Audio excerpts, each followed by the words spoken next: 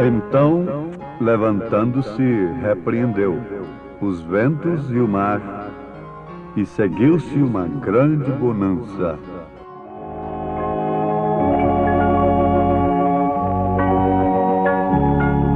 No Evangelho segundo São Mateus, capítulo 8, versículo 26, nós encontramos a frase citada na abertura desta programação. Então, levantando-se, repreendeu os ventos e o mar, e seguiu-se uma grande bonança.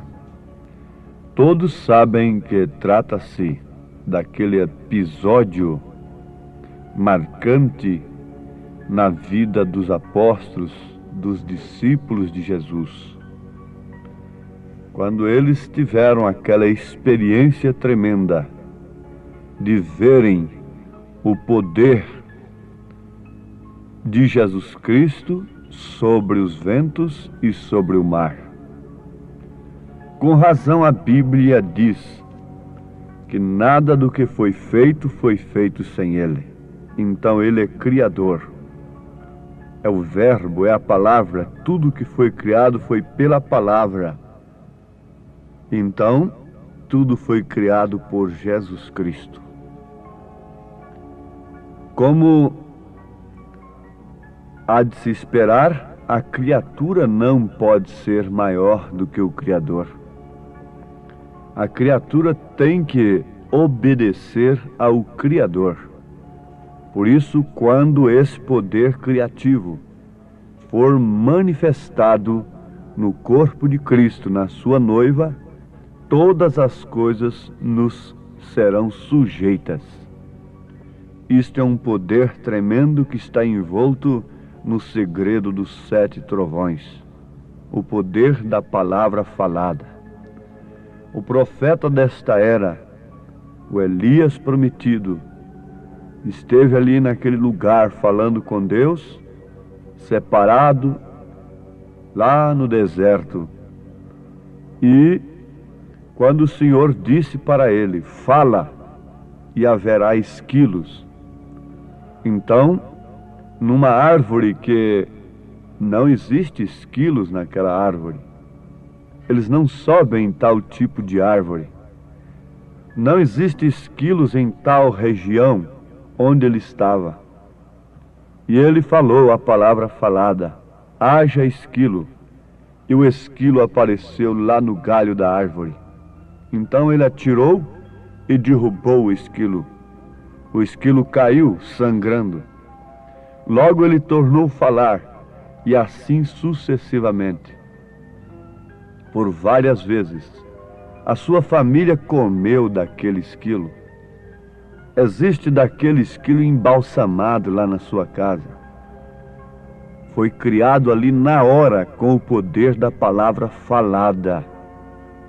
É o poder criativo, o poder de Deus na boca do profeta desta era.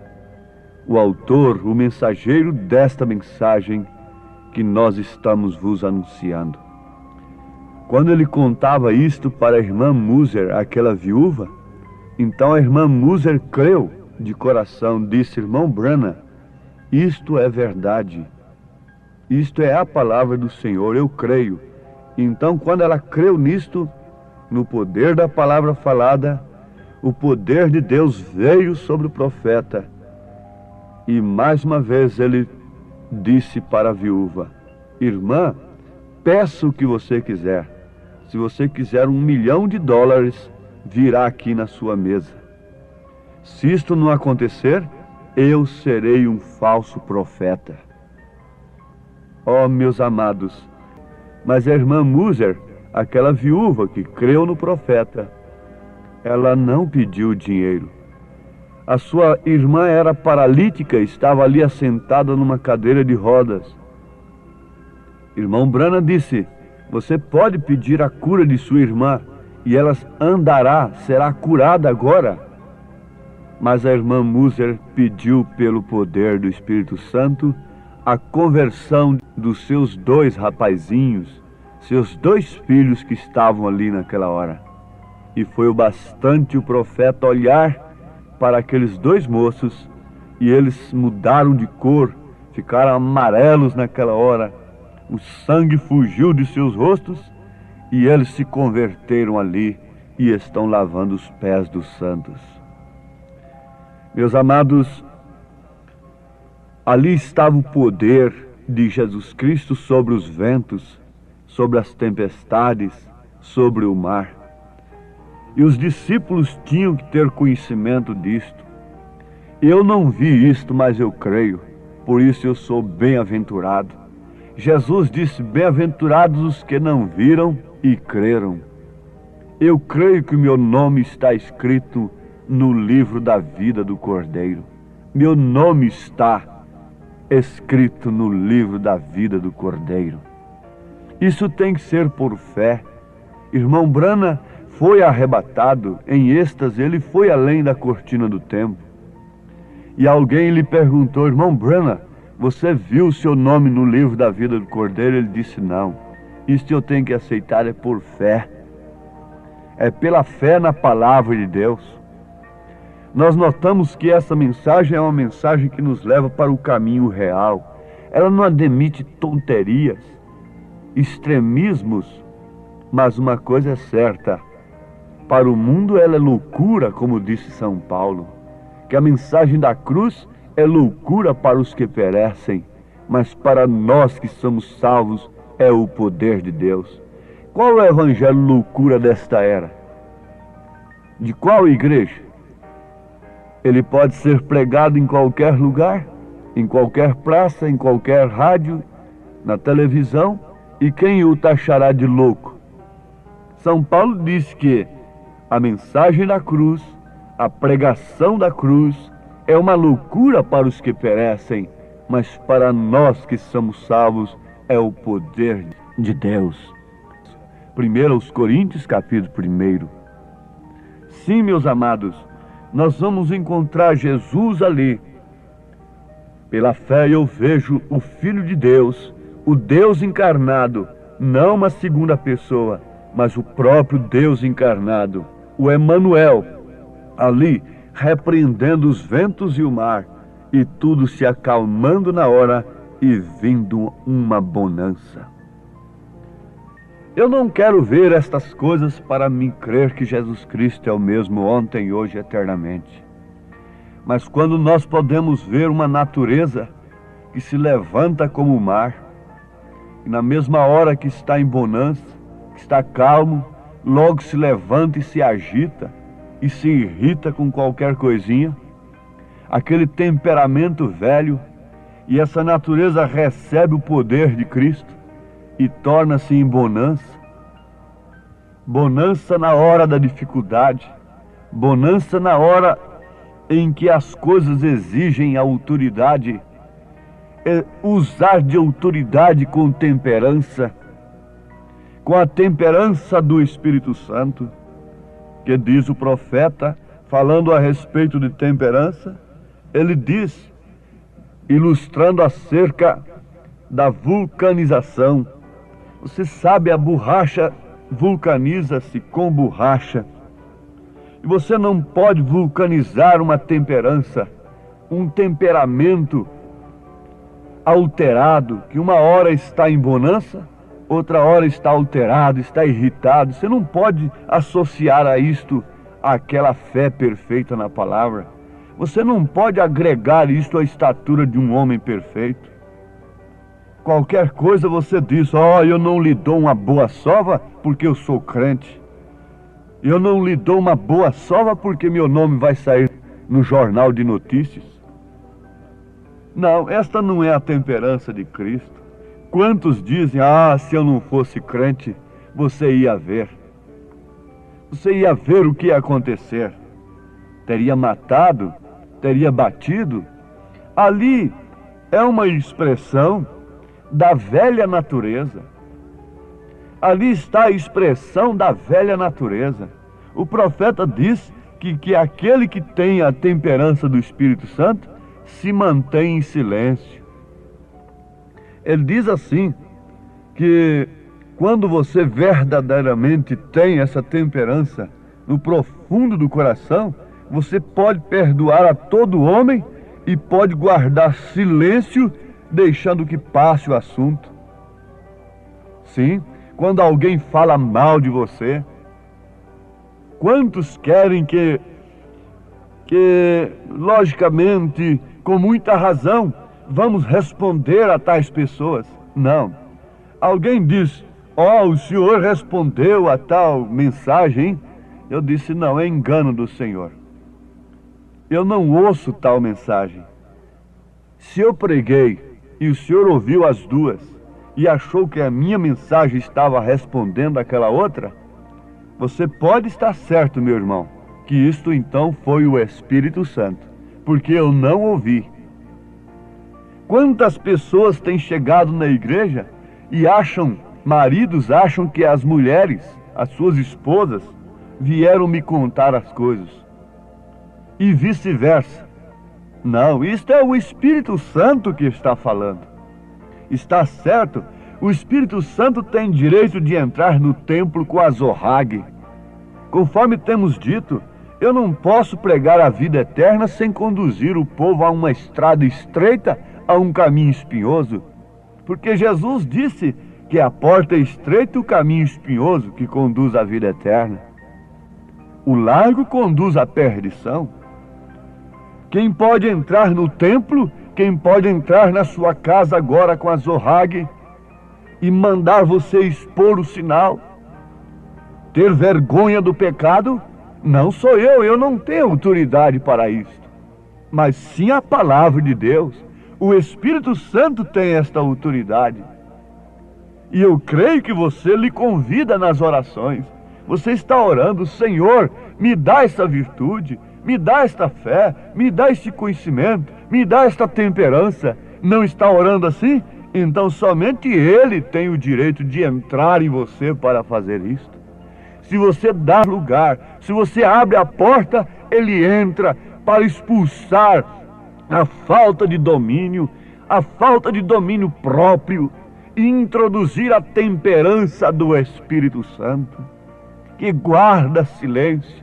Jesus nos passa vergonha quando Ele, sendo o Filho de Deus, o próprio Deus encarnado, se manteve em silêncio, como ovelha muda, caminhando para o matador. E se Ele está em nós, nós expressamos o mesmo caráter, nós usamos as mesmas armas que Ele usou. É a mesma arma, não tem outra. A arma do cristão é isto, é a fé, é a virtude, é a ciência de Deus, é a temperança, é a paciência, é a piedade, é o amor fraternal.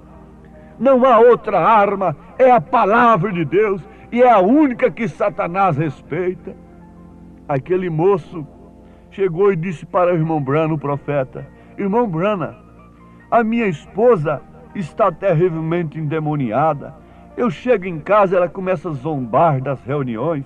Ela é uma denominacional, mas eu chego em casa, ela já fala para mim: você já esteve entre aqueles homens, aquelas pessoas que falam línguas, não é? Você já veio de lá, daquele povo que grita, não é? E zombando dele. E ele o que fez? Ele via que aquilo só podia ser demônio que estava nela. Então jogava-se contra ela, expulsando Satanás. Sai dela, Satanás! Sai dela, Satanás! E estava ao ponto de destruir o lar. Ela já queria ir embora. Mas o profeta disse: não faça isso. Você ore por ela em secreto. Experimente orar por ela em silêncio, secretamente. Não expulse Satanás dela em voz alta. Você vai irritá-la mais. Você ore por ela secretamente. Passado daí uns dias, o moço voltou e disse: irmão Branham, a minha casa está completamente diferente. A minha esposa mudou de água para vinho. É que nós não oramos uns pelos outros secretamente. particularmente. Nós queremos convencê-los através da razão, através dos nossos argumentos, através das nossas imposições. É assim que somos nós, mesmo na nossa boa intenção. Nós queremos impor, quando quem pode fazer a obra é somente o Espírito Santo e mais ninguém. Jesus disse: sem mim nada podeis fazer. A irmã viúva teve sabedoria. Naquela hora da palavra falada, ela pediu, ela requereu os seus filhos. Irmã, irmão amado, vai chegar esta hora. Isso está potencialmente na noiva. Nós vamos requerer os nossos filhos diante de Deus. Sim, mas isso deve ser guardado com silêncio, com temperança. Isso deve ser vulcanizado. Agora, uma temperança desta do Espírito Santo vulcaniza, associa-se perfeitamente ao conhecimento, à virtude e à fé verdadeira na palavra do Senhor. É a temperança que nós precisamos de ter. O profeta diz que lá estava uma igreja ensinando aos jovens beberem com temperança. Oh, que absurdo! Quem tem a temperança de Deus quer saber de beber? Beber álcool, beber vinho, mesmo com temperança? Aquele que está hoje jogado lá na sarjeta, começou bebendo uma garrafa de cachaça, de uma vez uma garrafa de vinho? Não, ele começou foi com um gole. Aquele casal que está grudado, agarrado ali hoje, começou de uma vez assim? Não, começou pegando nas mãos. Aquela mulher que caiu de uma vez, começou com um olharzinho, do outro lado da mesa, ali no carro, pela janela do apartamento, e assim sucessivamente. Foi assim que começou a coisa. Você já viu o pé de gameleira, quando sufoca aquele pé de bacuri, aquele coqueiro? O que foi que caiu ali? Foi um grande pé de gameleira? Não, foi uma sementinha que o passarinho levou e deixou cair ali, entre as folhas do pé de bacuri, do coqueiro. E a poeira da estrada, naturalmente, estava guardada ali, e a semente germinou, e logo passando os anos, estava ali aquele pé de bacuri, sufocado pela gameleira. Aquela árvore frondosa com suas raízes tomaram conta daquela vida. Não é assim também o pecado? Mas também é assim a palavra de Deus. É como uma semente de mostarda. Deixa ela cair agora no seu coração, e ela crescerá e tomará conta de sua vida, sufocará a natureza terrena, matará o homem natural. Então tem que viver a vida de Cristo, não a gameleira, mas a videira da vida eterna. Tomará conta de mim, de você nesta hora. Oh Deus, toma conta de mim, mata a minha natureza terrena.